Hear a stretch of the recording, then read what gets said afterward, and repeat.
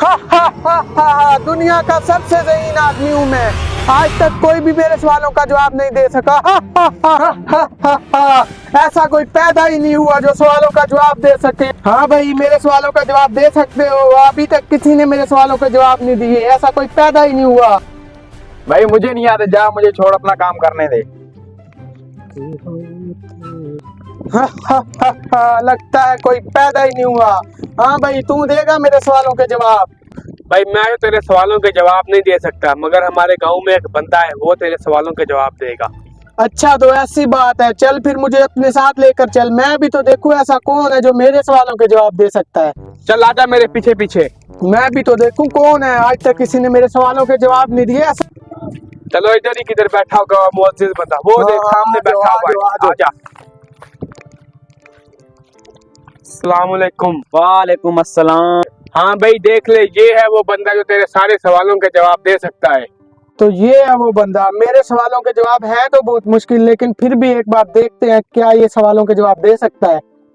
भाई आप सवाल तो पूछें, फिर देखते हैं। जितना अल्लाह ने इल्म दिया होगा उस हिसाब से आपको जवाब दे देंगे। अच्छा, तो मेरा पहला सवाल ये है कि अगर अल्लाह ताला का वजूद है तो अल्लाह ताला हमें नजर क्यों नहीं आता? तो मेरा दूसरा सवाल ये है कि तकदीर क्या होती है?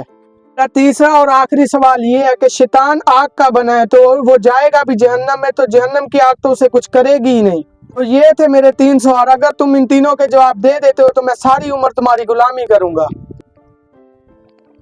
ओए पागल के बच्चे, अगर सवालों के जवाब देने हैं तो दे। ये क्या कर रहा है? भाई मैंने जब देखो तुम्हारे पाँव पे ये मिट्टी का पत्थर मारा था तो तुम्हें दर्द हुई? जाहिर सी बात है, क्यों नहीं होगी, पागल हो क्या? तुम्हें दर्द हुई, लेकिन तुम्हें दर्द दिखाई तो नहीं दी ना?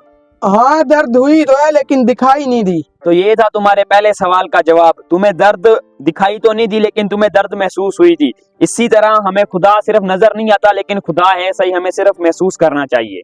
अच्छा ठीक है, एक सवाल तो हो गया, अब दूसरे 2 के जवाब तो दो।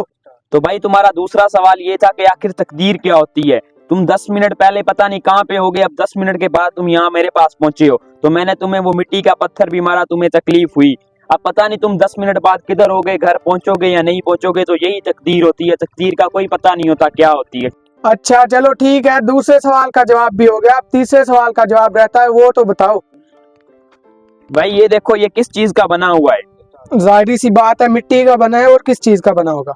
हाँ तो देखो, ये मिट्टी का बना हुआ है और इंसान भी मिट्टी का बना होता है। इसी वजह से मैंने जब तुम्हें ये पत्थर मारा था तो तुम्हें तकलीफ हुई थी। ये भी मिट्टी का है और मिट्टी ने जब मिट्टी को मारा तुम्हें तकलीफ हुई। इसी तरह जब शैतान भी आग का बना हुआ है, वो जहन्नम में जाएगा तो जहन्नम की आग भी उसे इसी तरह ही तकलीफ पहुंचाएगी जैसे इस मिट्टी ने ये मिट्टी का बने हुए इंसान को तकलीफ पहुंचाई। वो जहन्नम की आग जो है ना, वो बहुत ज्यादा उस आग से भी खतरनाक होगी। वाह भाई वाह, मान गया आपको। क्या ही तीनों सवालों के आपने जवाब दिए। मैं घमंड करता रहा कि मुझसे कोई भी ज़हीन नहीं है, लेकिन मान गया मैं आपको।